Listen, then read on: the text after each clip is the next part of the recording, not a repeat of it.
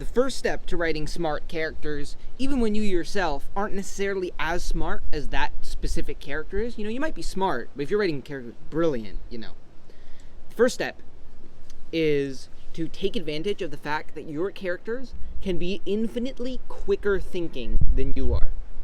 You as the writer can write a sentence, write somebody talking to your character, and then you decide, I want my character to have a snappy, humorous, very witty, smart comeback.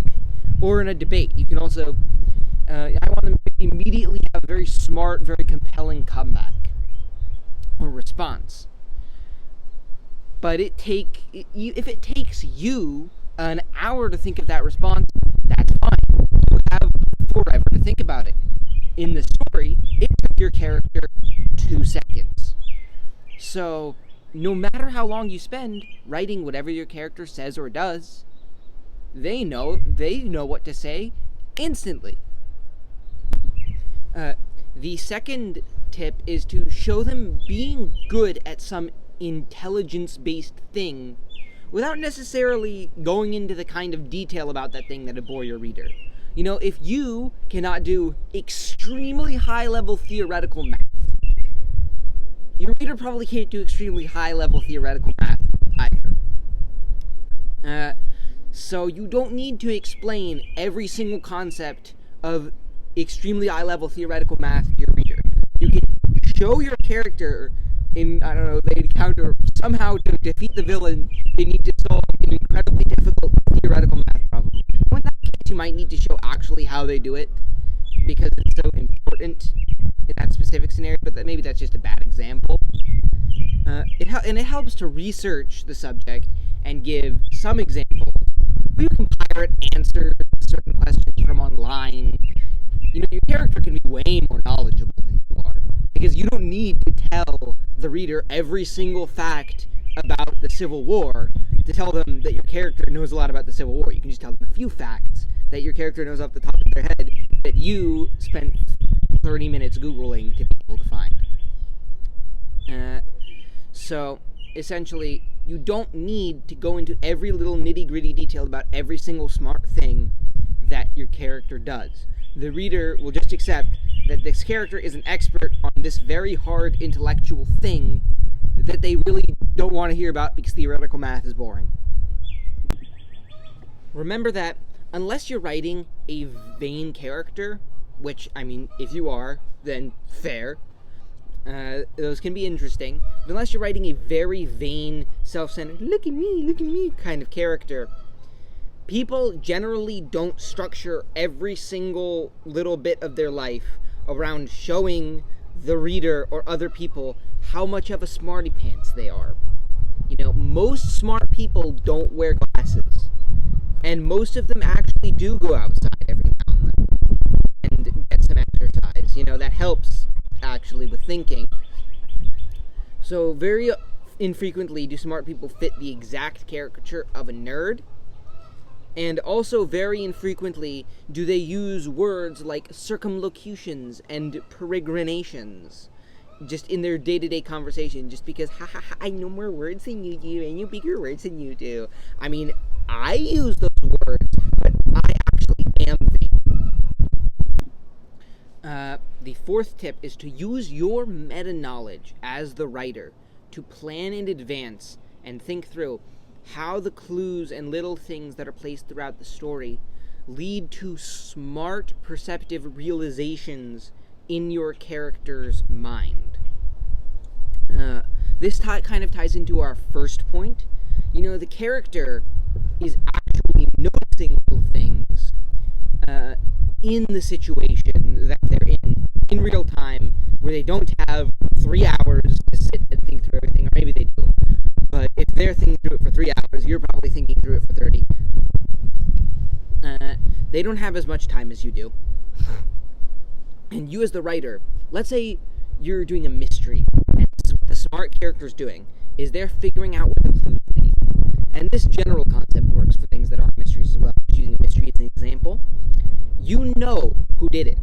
You know who the killer is as the writer before you even make the clues. Unless you're discovery writing and deciding who killed the person later. You know You are the omnipotent God who already knows every single thing about all the clues and about all the characters. But your character doesn't. So you can put this little drop of blood here and this thing feather over here and blah blah blah, and you know what all of it means because you can decide what it means. Your character doesn't have that power. So you coming to the realization of what each clue means doesn't require you to be smart, because you're literally God in this context. You just pick what it means without really thinking about it. I mean, hopefully you're thinking about it, but you don't need to think that hard. But your character needs to look at the clues and, without being just the omnipotent God of the universe, figure out what they mean and what conclusion they point to without just being able to decide the conclusion. You know, wouldn't it be neat for the characters, they could just decide who killed the killer? Like, who killed the victim? It's like, who killed this person? You. Why me? You look guilty. Okay. That would be fun for the characters, now wouldn't it? Although, if you make the clues so seemingly irrelevant at the beginning, and so ridiculously vague, and detached from the actual realization, that it causes your reader to think, how did any human being actually see the feather sitting there on the fireplace or whatever that somehow wasn't burnt too badly or blah blah blah blah blah, and conclude it was the butler that did it? How on earth did that happen? Even after you explain it, if it feels too providential, too like you would have to have a 375 IQ to do that, to make that connection, then it's probably too vague. Generally, the realizations that your smart character comes to should be the kind of thing that a average intelligence reader probably wouldn't pick up on their own, but when it's explained, it's like, oh, that makes perfect sense. I just didn't see that. Like, a lot of ideas, a lot of very intelligent ideas, were actually just somebody being perceptive and having the kind of idea that if you told an average person with an average intelligence that idea, they'd be like, why didn't we think of that? But the person who's smart wasn't necessarily making humongous mental leaps.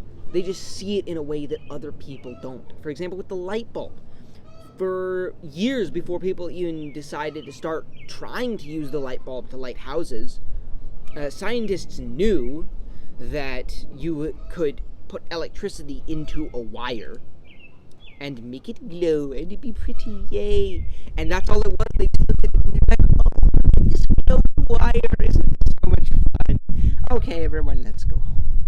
And then some random guy, not Thomas Edison, he wasn't the first one to try to make the light bulb, he was the first one to succeed. But somebody was like, oh, I'm gonna light my house with that. And some ideas are just plain weird. I'm off on a tidbit now, but with steam engines, who looked at evaporating water and said, I'm going to move a boat with that? Remember that, contrary to how intelligent and brainy people are portrayed in a lot of media, intelligent people will generally understand people better than average. But they understand them in a different way. Intelligent people who are very in their head rather than in their heart, although that's not necessarily all intelligent people, to be fair, will generally understand people's actions in a functional way much better than an average person. This part, like, they might be able to think up on the fly very quickly, going back to our first point, something to say to try and catch the other person in a lie. Something that makes something that the character knows is untrue, but the other person doesn't know is untrue, but would know is untrue if they were telling the truth, but they're not. They can say that thing, they know to say it very quickly, they can come up with it much faster than you can, and then the other person says it, and it's like, yeah, that totally happened. And the character themselves goes along with it, but they know in their head, which they're not telling the other person, that they just caught them in a lie. The fact that they're lying about this means they weren't there at this time, which means that this other person was also lying, which means that blah, blah, blah, blah, blah. So they can attach behaviors to actions, to reasons, to events, to who did it, blah, blah, blah, much more easily. And so they might understand the functional implications of how somebody's feeling, say, on a much more intuitively.